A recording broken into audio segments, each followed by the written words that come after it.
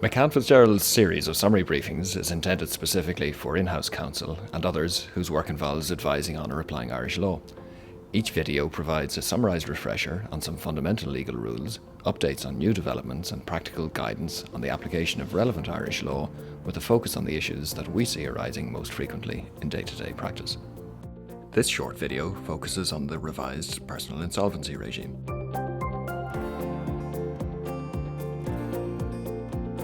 Ireland entered the economic crisis with a personal insolvency regime that was not fit for purpose. The Personal Insolvency Act 2012 shortened the discharge period from 12 years to 3 and introduced new procedures to deal with both secured and unsecured debts: the debt relief notice, the debt settlement arrangement, and the personal insolvency arrangement.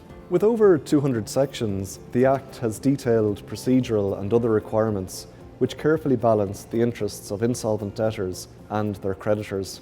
Transparency, honesty, and independent oversight are key principles which underpin the legislation.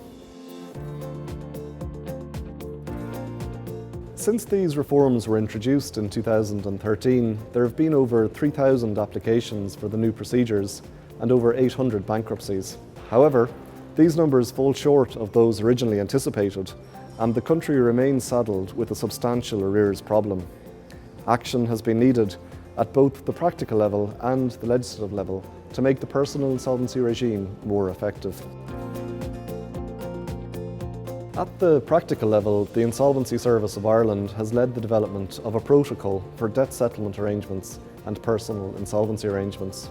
Working within the parameters set by the legislation, the protocol lays out an understanding between debtor, creditor and practitioner representatives as to how a straightforward arrangement will operate.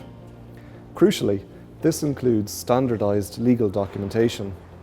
This leaves the parties free to focus on the commercial aspects of the arrangement, making it easier and cheaper to reach agreement. The Act was recently amended to allow debtors to appeal to court where creditors reject a proposed personal insolvency arrangement.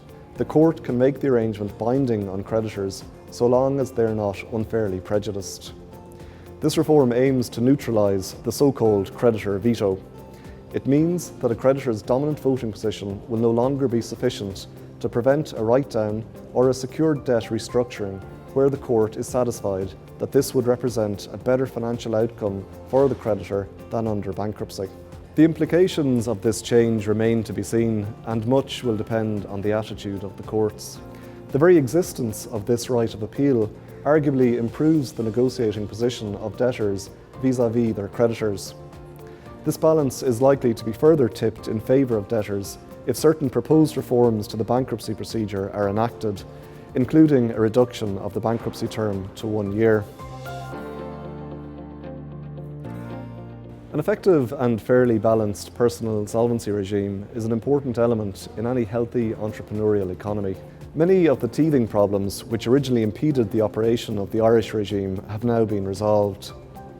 Although the numbers of debtors availing of the regime have so far been modest, recent and proposed changes could see these numbers increase.